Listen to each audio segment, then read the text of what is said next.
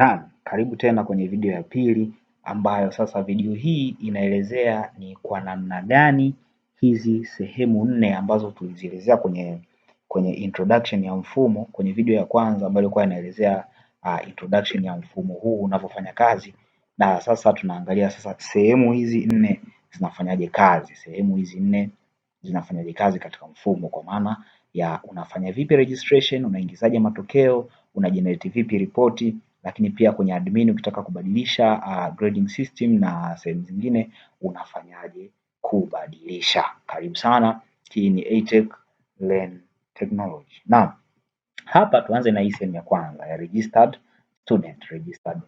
So ukifungua hapo kwenye hii button ya registered student utakutana na kitu kama hichi. Ambapo sasa hapa unaweza kufanya registration ya wanafunzi wako. Kwa mfano hapa tuna preform 1, tuna form 1, tuna form 2, tuna form 3, tuna form 4. Ukizifungua hizi zitaonekana hivi. Kwa mfano hapa ni preform 1, hamna mtu yote ni msajili. Lakini pia hapa ni form 1, hii ndio tutaitumia for demonstration ya form 1, lakini pia kuna form 2, zote zinaonekana namna hiyo. Unaweza ukaandika majina ya wanafunzi wako tu kwa urahisi na sio lazima sana unapoanza kuandika majina uyapangilie kwamba alphabetical in alphabetical order. Hapana, Excel ina features nyingi kama feature hii inaitwa sort and filter. Hapa kwenye sort and filter unaweza ukaja ukapangilia majina yako vizuri tu alphabetical kwenye column ya students names na majina yako yakaendana sawa sana na registration number. Sasa hapa kwenye registered student kuna vitu viwili vya msingi sana vya kuzingatia.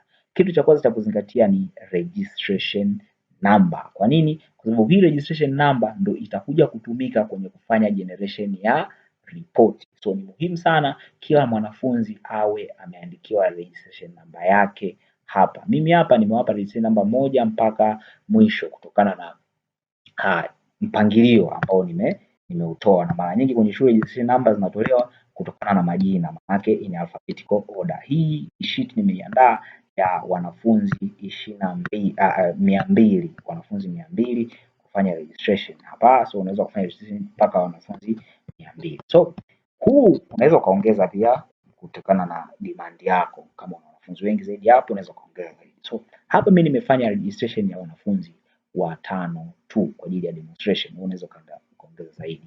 Hapa ni sehemu ya gender, date of birth na parents phone number. Hizi taarifa nyingine zote ni kwa ajili ya shule tu kuweka records sawa, lakini hizi hazitahusika sana kwenye mambo ya generating report na nini. Sana sana hapa sisi tunahitaji student name pamoja na registration number, kwamba kule kwenye report tutakapoandika registration number litokee jina la mwanafunzi, husika mwenye hiyo registration number. Tukiandika namba 1 aje, kwa mfano hapa jina letu ni form 1 student 1, itokee pale kwenye report kwamba form 1 student 1. So hivyo ndivyo vitu vya kuzingatia wakati unafanya registration ya wanafunzi, na utafanya hivyo kwa watu wote kuanzia form 1, pre-form 1, form 1, form 2, form 3 hadi form 4. Kama una 5 na 6 pia unaweza kuongezea hapo, sio shida. Nikiwa nafundisha namna gani ya kutengeneza mfumo, utaona ni jinsi gani unaweza kuongezea hizo buttons za 5 na 6 kiurahisi tu. Thank you very much for listening. See you on the next video ambapo tutakuwa tunaelezea how to enter scores. Namna gani sasa unaweza ukaingiza marks na ukaprinti matokeo. So next video itakuwa inaelezea how to enter scores and print results. So see you on the next one. Usisahau kusubscribe, like, share and comment, na pia usisahau kutana notification ili wa kwanza kupata taarifa pindi video hizi zinapokuwa hewani. Karibu.